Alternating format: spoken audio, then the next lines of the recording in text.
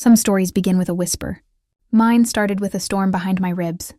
I stood in the principal's office, my palms trembling, tears burning behind my eyelids, while two perfectly dressed parents looked at me like I was dirt under their expensive shoes.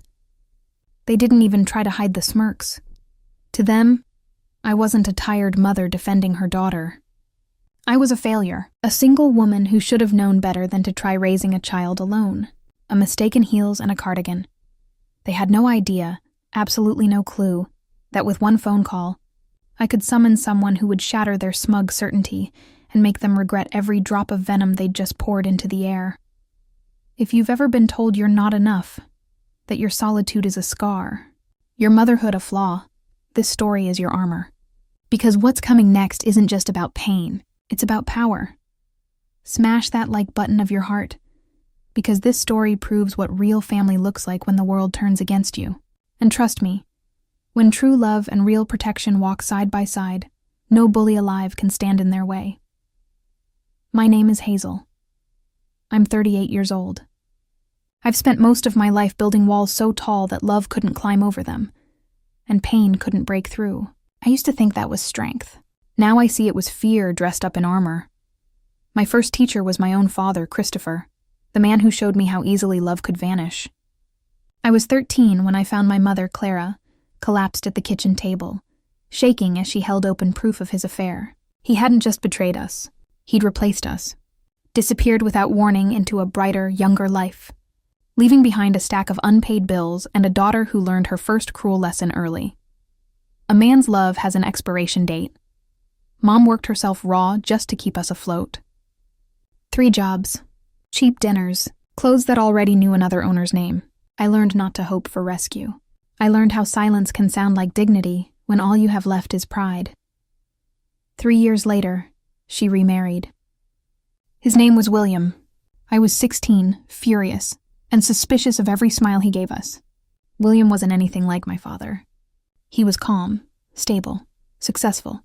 He owned half the real estate downtown, which terrified me. Power, I'd learned, always came with a catch. So I froze him out. Didn't call him dad. Didn't take his money.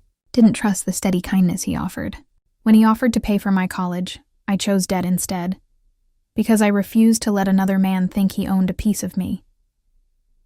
The day I turned 18, I packed my bags, ignored his goodbye, and walked out for good. Years passed.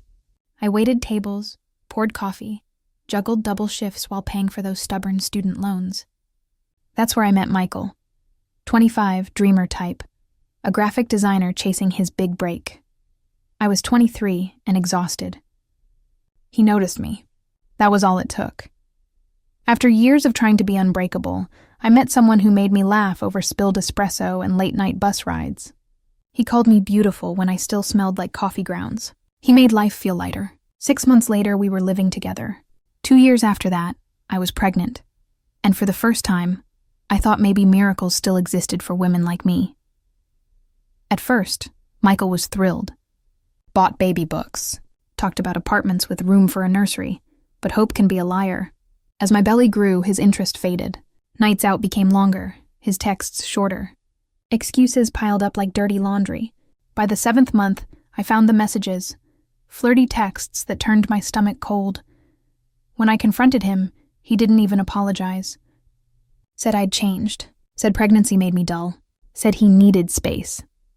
He left with a half-empty suitcase and a full sense of self-pity. 6 weeks later, Martha came into the world. He wasn't there. Never called. Never sent a dime. It was as if we'd been erased, deleted from his life entirely. That was lesson number 2. Every man eventually leaves. It isn't a question of if, just when. I kept that truth locked deep inside for years. William kept trying to reach through the walls I'd built. Birthday calls, little checks, messages through Mom that I ignored. I thought I was winning by shutting him out. I thought independence meant isolation. Then came the day the world decided to test everything I believed. My daughter, Martha, 10 years old, shy, artistic, sunshine wrapped in curiosity, started coming home with tear-streaked cheeks. At first it was whispers, giggles, the kind of quiet cruelty kids have learned from watching grown-ups. But soon, it turned darker. Amanda Denton, a classmate with parents who thought their money equaled morality, turned torment into a game. For weeks, she followed my daughter with words sharp as knives. You don't have a daddy because your mommy's a bad woman. That's why he left. Nobody wants you. Martha tried to ignore it, tried to be brave, but even the toughest hearts have limits. When Amanda destroyed my daughter's art project, a butterfly sculpture Martha had spent weeks perfecting, and sneered, "Fatherless girls don't deserve to win anything." Something inside my daughter broke. She pushed Amanda, hard. Amanda fell, scraped her knee, and ran crying home. And that's all it took. The very next morning, my phone rang. "Ms. Hazel?" Principal Harrison's voice was clipped. "We need to speak immediately about an incident involving your daughter." When I arrived, the air in his office was thick enough to choke on. There was Principal Harrison, looking deeply uncomfortable behind his desk, and beside him sat Andrew and Amber Denton, dressed like they were court-bound, not discussing grade school drama. Andrew crossed one leg over the other, the sort of man who'd introduce himself as a lawyer before saying hello. Amber's perfume was so strong it made the room sting.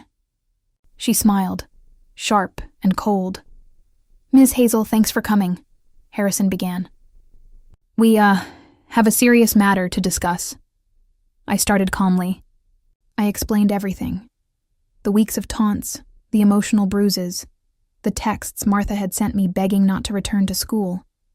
I held up my phone to show them proof. That's when Amber's voice sliced through mine like a blade. "Enough," she said crisply. "Your daughter attacked mine." "Pushed her to the ground. That's violence." I blinked, stunned. She was defending herself after months of... Amber leaned forward, eyes glittering. "Children without structure act out, Ms. Hazel. It's sad, really. No father figure, just you, clearly overwhelmed. Some women simply aren't built to raise children alone." Her words hit harder than fists. I felt my stomach twist, my pulse roaring in my ears. Andrew slid a neatly typed paper across the desk. "We're prepared to keep this out of the police system if you sign this," he said smoothly. I looked down. It wasn't just an apology. It was a confession. A statement admitting that I had failed as a mother, that my unstable home caused Martha's aggression, that I accepted full responsibility for poor parenting. "You want me to say I'm a bad mother?" I whispered, hardly hearing my own voice. Amber tilted her head with mock sympathy. "We'd like you to take accountability," she said. "Maybe consider a parenting class, or a father figure program. Every child needs a man around. That's just biology." Even Principal Harrison looked uneasy, but he cleared his throat and said, "Ms. Hazel, until you sign and demonstrate remorse, Martha will remain suspended. We cannot allow violent students back without consequences." I sat there frozen, humiliated, gutted. They weren't just punishing Martha. They were punishing me for every choice I'd ever made, for getting pregnant, for being abandoned, for surviving alone. They were saying the cruelty I endured was my fault. And now my daughter was paying the price. I left that office in a daze. I didn't sign anything. I just walked out, got in my car, and sat in the parking lot shaking. When I got home, Martha was waiting. Her face was swollen from crying. She looked up at me with those big wounded eyes and asked the question that destroyed me. "Mommy, why doesn't my daddy protect me?" I had no answer. "Am I suspended because Amanda is right? Because you're a bad woman?" That was the moment. The moment every wall I'd built crumbled. I realized I was failing my daughter, not because I was single, not because I was inadequate, but because I was too proud, too scared, too damaged to ask for help from the one man who'd been offering it for 20 years. Martha needed a protector. She needed proof that Amanda's words were lies. She needed a man to stand up and show her that loyalty, protection, and love still existed. I walked into the kitchen, hands trembling, and pulled out my phone. It scrolled to a contact I hadn't called in 2 decades. William, my stepfather. I pressed the call before I could talk myself out of it. He answered on the second ring. "Hazel." His voice was older, but still steady, calm, like he'd been waiting for this call my entire life. I couldn't speak at first. My throat closed up, but then it all came pouring out. The bullying, the suspension, the letter. The way they'd publicly humiliated me, called me inadequate, a bad woman who deserved to be abandoned. There was a long silence. Then William's voice came back, but it wasn't warm anymore. It was ice, pure controlled fury. Hazel listened to Mevry carefully. He said, "You are my daughter. Martha is my granddaughter. Those people have made a profound miscalculation. You have not failed her. They have failed both of you. William, do not sign anything. Do not speak to anyone. I will handle this. I don't want your money." "This isn't about money," he interrupted, his voice softening slightly. "This is about family. And you've been my family since the day I married your mother. I'm sorry I let you push me away for so long. But I'm not letting you face this alone. Not anymore." He told me to meet him at the school the next morning, 9 a.m. sharp. He'd be there. I hung up, staring at the phone, terrified and hopeful in equal measure. What had I just done? Would he actually show up? Or was this going to be one more disappointment? One more man who promised and failed? That night I couldn't sleep. I lay awake, replaying every moment, every cruel word, every look of smug superiority on the Dentons' faces. But at 8:55 a.m., standing outside Principal Harrison's office, I saw a sleek black car pull up. The door opened, and William stepped out. He looked exactly like what he was, a man with power, money, and zero tolerance for injustice. He walked over to me, placed a firm, reassuring hand on my shoulder, and gave me a single nod. For the first time in 20 years, I didn't feel alone. We walked into that office together. The Dentons were already there, looking smug. Principal Harrison sat behind his desk, clearly ready to wrap this up quickly and force me to sign. But then William spoke. "Good morning, Mr. Harrison." The principal looked up and his face went white. He recognized William instantly. Everyone in this city knew who William was. He funded half the district programs. He sat on the school board's advisory committee. He was untouchable. Mr. William Harrison stammered, standing up. "I didn't realize you were Hazel's stepfather," William said calmly, sitting down across from the Dentons. "And Martha's grandfather. I understand there's been some confusion about accountability here." Amber Denton, still arrogant, smiled tightly. "We're simply asking for an apology for Martha's violent behavior, sir. Surely you understand the need for discipline." William looked at her with the kind of calm that precedes devastation. "Mrs. Denton, let me clarify something. Your daughter has spent weeks psychologically tormenting my granddaughter, using deeply personal and cruel insults about her family. When your daughter destroyed Martha's property and mocked her for being fatherless, Martha defended herself. That is not violence. That is self-preservation." Andrew Denton leaned forward. "With all due respect, Mr. William, Martha pushed our daughter and your daughter."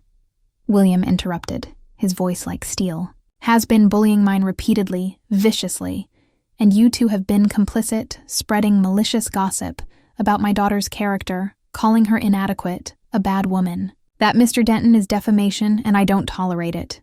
The room went silent. William turned to Principal Harrison. "Here's what's going to happen. You will reinstate Martha immediately with a formal apology from the school. The Dentons will issue a written apology to both Hazel and Martha, and their daughter will be required to attend a bullying intervention program. If any of this is refused, I will take this matter to the school board, the local media, and my personal attorneys. Your choice." Principal Harrison looked like he might faint. "Mr. William, I'm sure we can resolve this, then resolve it now." The Dentons' faces went from smug to panicked. Andrew tried to bluster, but William silenced him with a look. 20 minutes later, I walked out of that office with a formal apology letter. Martha's reinstatement and the knowledge that the Dentons had been utterly destroyed. William didn't gloat. He just squeezed my shoulder and said, "You're a great mother. Hazel, don't let anyone tell you otherwise." Walking out into the sunlight that day, I felt something I hadn't felt in decades. Protected, valued, loved. William didn't just win a fight. He gave me back my dignity. He proved that family isn't about blood. It's about who shows up when the world tries to break you. Martha got her life back. And I got my father. If you think William is the definition of a real father, smash that like button. If this story gave you chills, drop a comment telling me what you would have done and subscribe. Because every week we bring you stories where justice isn't just served, it's delivered with precision. See you in the next one.